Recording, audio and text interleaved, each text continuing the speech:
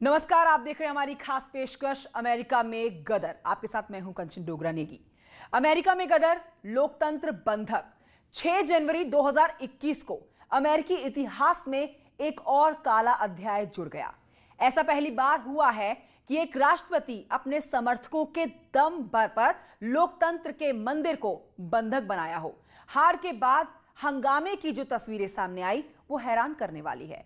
आज इन तस्वीरों के जरिए ट्रंप की इस करतूत को समझेंगे आप, जिसकी निंदा प्रधानमंत्री नरेंद्र मोदी ने भी की है।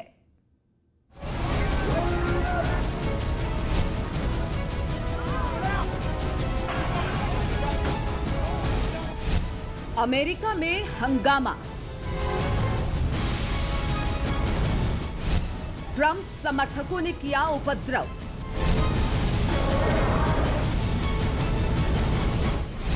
अमेरिकी संसद में हिंसा से बिगड़ा माहौल।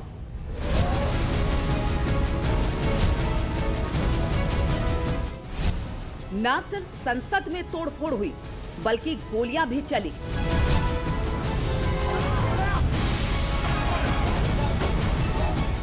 ये अमेरिकी लोकतंत्र को कलंकित करने वाली तस्वीर है। अमेरिका के इतिहास में संसद के अंदर सत्ता हस्तांतरण को लेकर कभी भी इस तरह का उपद्रव नहीं हुआ था। अमेरिका लोकतांत्रिक वैल्यूज के लिए पूरे विश्व में जाना जाता है और अमेरिका के सभी लीडर्स का और खासकर जो प्रेसिडेंट के पद पर बैठा हुआ व्यक्ति है उसका ये दायित्व बनता है कि वो इन परंपराओं को बना करके रखे। लेकिन राष्ट्रपति ट्रंप और उनके समर्थकों ने लोकतांत्रिक परंपरा का बिल्कुल ख्याल नहीं रखा और संसद के अंदर घुसकर हिंसा की। ये कैपिटल के अंदर की तस्वीरें हैं। जब ट्रंप के समर्थकों ने हंगामा शुरू किया तो अंदर मौजूद अधिकारियों के होश उड़ गए।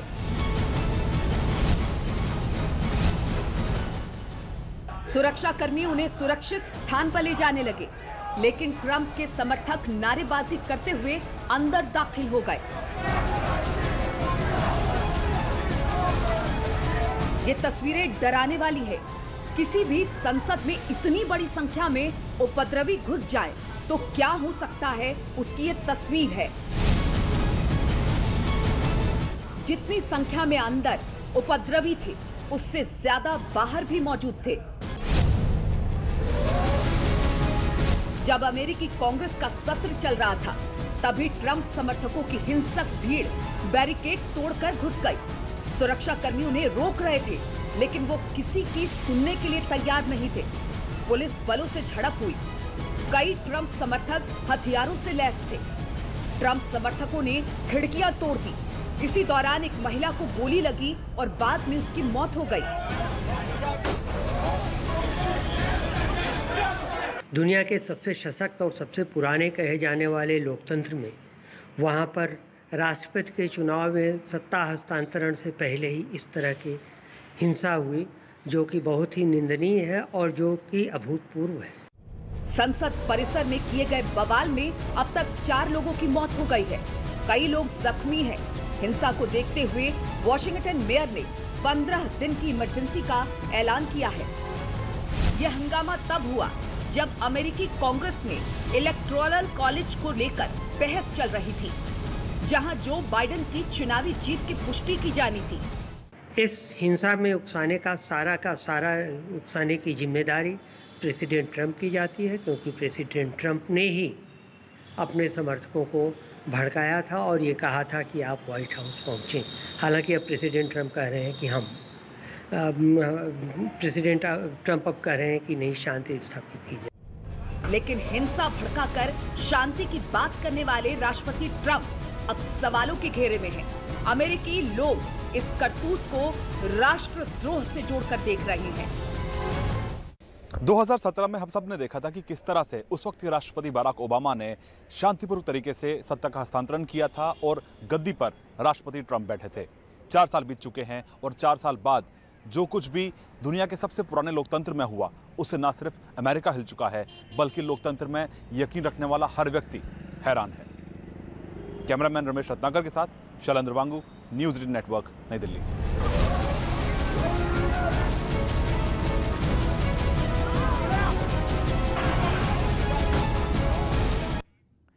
तो ऐसे में बड़ा सवाल ये कि क्या ये सब अचानक हो गया या ट्रंप ने इसकी पूरी प्लानिंग कर ली थी और अब अपनी रणनीति के तहत शांति की बात कर रहे हैं।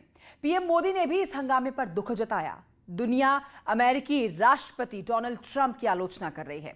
आखिर डोनाल्ड ट्रंप चाहते क्या थे? लोगों को संसद के पास बुलाने के पीछे उनका मकसद क्या था? क्या वो पब्लिक का इस्तेमाल करके सत्ता में बने रहना चाहते हैं?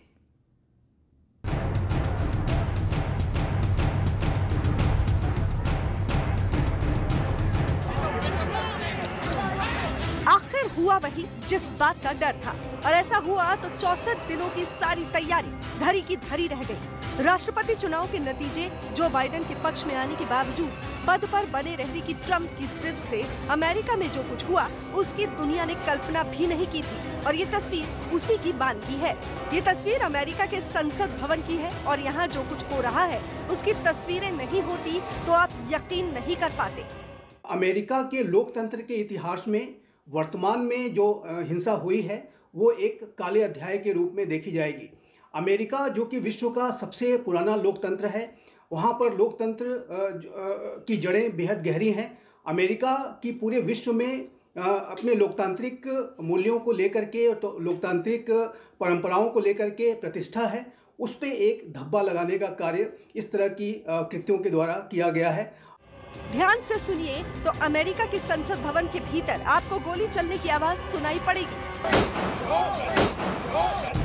इस महिला को हंगामा करने वालों की गोली लगी या पुलिस की, ये तो जांच के बाद ही पता चल पाएगा, लेकिन अस्पताल में इस महिला ने दम तोड़ दिया। दुनिया के सामने अमेरिका को शर्मसार करने वाली तस्वीर यकायक नहीं बनी।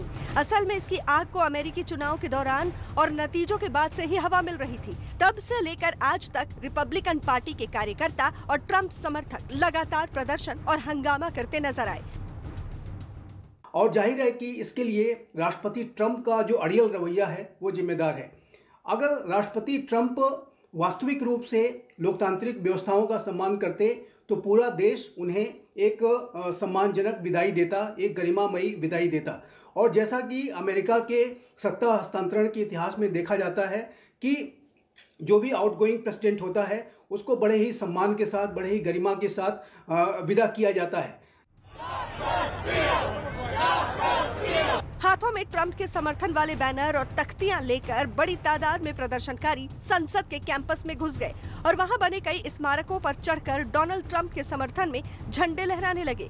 संसद के भीतर बाइडेन की जीत पर मुहर लगाने की तैयारी चल रही थी और संसद घुसने पर आमादा प्रदर्शनकारियों का हंगामा बढ़ता जा रहा था। प्रदर्शनकारियों के संसद के भीतर पहुंचने के बाद कई सांसद काम छोड़कर भागते दिखे, जिसके बाद हरकत में आए सुरक्षा कर्मियों ने सांसदों को सेना के कैंप में पहुंचाया। इसके बाद मिलिट्री की स्पेशल यूनिट ने हंगामा करने वाले प्रदर्शनकारियों को खदेड़ा।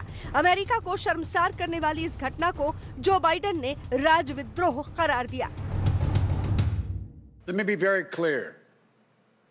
The scenes of chaos at the Capitol do not reflect a true America, do not represent who we are. What we're seeing are a small number of extremists dedicated to lawlessness. This is not dissent, it's disorder, it's chaos, it borders on sedition, and it must end now. हंगामे की वजह से Joe Biden के राष्ट्रपति चुनने की संवैधानिक प्रक्रिया कुछ देर के लिए रुक गई। संसद में इलेक्टोरल वोटों की गिनने की प्रक्रिया चल रही थी। इस हिंसा के बाद संसद के दोनों ही सदनों को लॉकडाउन कर दिया गया। जब नया राष्ट्रपति जब शपथ दे लेता है, उसके बाद से जो पुराने राष्ट्रपति की जो विदाई होती है वो समारोह भी भव्य होता है और पूरे वाशिंगटन में उन्हें हेलीकॉप्टर के माध्यम से एक सैर भी कराई जाती है। एक अंतिम सैर प्रेसिडेंशियल हेलीकॉप्टर्स में की जाती है और एक बहुत ही वेल इस्टेब्लिश्ड कन्वेंशन के तहत उन्हें विदाई दी जाती है। लेकिन राष्ट्रपति ट्रंप ने अपने व्यवहार से और अपने लगातार अड़ियल रुख से इस पूरी परंपरा के ऊपर भी एक धक्का लगाया है। बहुत संभव है कि वो आने वाले प्रेसिडेंशियल इनागुरेशन में शामिल न हो। ऐसी भी रिपोर्ट्स हैं कि वो देश के बाहर भी उस समय जा सकते हैं। प्रेसिडेंट इलेक्ट की जीत पर मुहर लगाने के लिए कांग्रेस यानी अमेरिकी संसद का संयुक्त सत्र बुलाया जाता है। इसकी अध्यक्षता उपराष्ट्रपति करते हैं। इस बार इस कुर्सी पर माइक पेंस थे। पेंस रिपब्लिकन पार्टी के हैं। ट्रंप के बाद उनका ही नंबर आता है, लेकिन वो भी ट्रंप समर्थकों की हरकत से बेहद खफा दिखे और सुरक्षा बलों के आने के बाद संसद की कार्यवाही दोबारा शुरू हुई तो उन्होंने इसे जाहिर भी कर दिया। And we will always be grateful to the men and women who stayed at their posts to defend this historic place. To those who wreaked havoc in our capital today, you did not win. Violence never wins. Freedom wins. इस हंगामे के बाद Joe Biden ने Donald Trump से संविधान की रक्षा करने की शपथ पूरी करने की अपील की। भद्द पिटने के बाद ट्रंप ने समर्थकों से शांति बनाए रखने की अपील की, लेकिन चुनाव नतीजों पर फिर से सवाल उठाते हुए उसी अंदाज में जिसके लिए वो जाने जाते हैं। This was a fraudulent election, but we can't play into the hands of these people. We have to have peace. So go home. We love you. You're very special. You've seen what happens. You see the way others are treated that are so bad and so evil. I know how you feel. But go home and go home in peace. Washington में हिंसा के बीच Facebook ने Donald Trump का एक video site से हटा दिया है। यही नहीं, फेसबुक, ट्विटर और इंस्टाग्राम ने भी ट्रंप का अकाउंट सस्पेंड कर दिया है। इन कंपनियों को लगता है कि ऐसा करने से अमेरिका में शांति बहाल करने में मदद मिलेगी। तो ये पूरे अमेरिका के लोकतांत्रिक इतिहास को दागदार करने वाला कृत्य है और इससे अमेरिका की जो एक लोकतांत्रिक देश के रूप में जो प्रतिष्ठा पूरे विश्व भर में है उसको एक धक्का लगेगा। जो अन्य लोकतांत्रिक देश हैं, भारत जो विश्व का सबसे बड़ा लोकतंत्र है, वो इससे कहीं न कहीं भारत के लोग निराश होंगे ये देख करके कि अमेरिका में आज इस तरह की स्थितियां देखी जा रही हैं।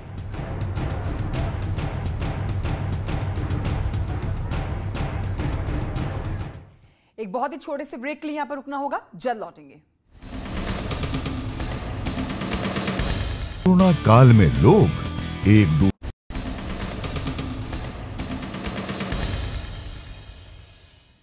Welcome back. अमेरिका में जो गदर हुआ है उस पर आप हमारी खास पेशकश देख रहे हैं। आपको बताएं कि इस हंगामे के बाद ट्रंप ने अपनी हार मान ली है और बाइडेन को राष्ट्रपति बनाने के लिए अंतिम मोहर लगा दी है। लेकिन हार मानने से पहले ट्रंप ने कई चालें चली, सत्ता में बने रहने के लिए पैंतरेबाजी की, लेकिन एक भी पैंतरा काम नहीं आया।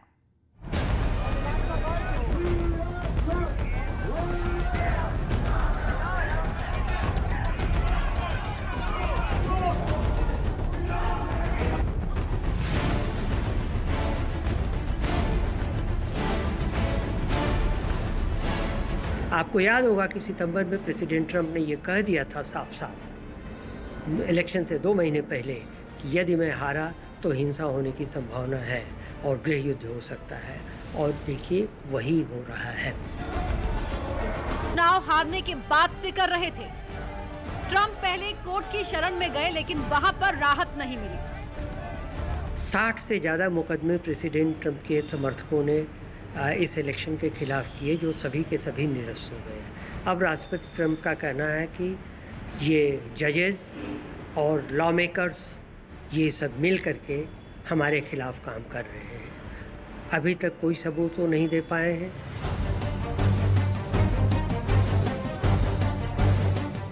कोर्ट से जब बात नहीं बनी तो हाउस के अंदर साजिश रचने लगे। ट्रंप चाहते थे कि हाउस के अंदर वही किया जाए जो वो कहे, यानी किसी तरह से बाइडेन को पराजित करना चाहते थे। एक विकल्प था कोर्ट का, वो ख़त्म हो गया। दूसरे विकल्प के रूप में उन्होंने बड़ी कोशिश की कि माइक पेंस जो उपराष्ट्रपति हैं वो आज जब सीनेट बैठी इलेक्शन के रिज़ल्ट को अप्रूव करने के लिए, उस वक्त उनकी कोशिश ये थी कि माइक पेंस इसको नकार दें, इस रिज़ल्ट को नकार दें, निरस्त कर दें, क्योंकि उन्हीं के पास अधिकार है। लेकिन माइक पेंस ने भी थोड़ी सी समझदारी दिखाते हुए ये करने से इनकार कर दिया। माइक पेंस अपनी ही पार्टी के लीडर और राष्ट्रपति ट्रंप के दबाव में नहीं आए, उन्होंने बाइडेन के पक्ष में अपना फैसला दिया। यही नहीं, ट्रंप की पार्टी के कई और सदस्य संविधान के साथ खड़े नजर आए। ध्यान रखने की बात है कि ट्रंप की रिपब्लिकन पार्टी की मेजॉरिटी सीनेट में ज़्यादा है, लेकिन इसके बावजूद सीनेट ने इन इलेक्शन रिजल्ट्स को अप्रूव कर दिया, मान्यता दे दी। और इसके साथ ही ट्रंप ने भी हार मान ली और बाइडेन को राष्ट्रपति बनाने के लिए मंजूरी दे दी। लेकिन सवाल ये है कि आखिर ये सब हुआ क्यों और क्यों ट्रंप सत्ता पाने के लिए जनता को भड़का रहे थे? व्यवसायी था, पैसे से उसने अपनी, क्योंकि यूएस में पैसे से ही कैंपेन चलाई जाती है, चुनाव प्रचार, तो पैसे से उसने अपने चुनाव प्रचार चलाए और चुनाव प्रचार जीता।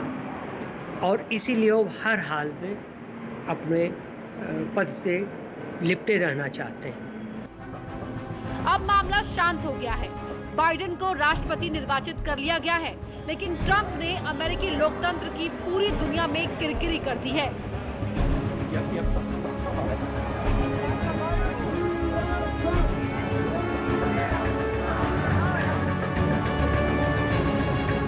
ये पहली बार नहीं है जब अमेरिका की राजधानी वॉशिंगटन और कैपिटल हिल ऐसे हमले का शिकार हुआ हो। इस तरह के हमले और हिंसक कार्रवाई पहले भी हो चुकी है।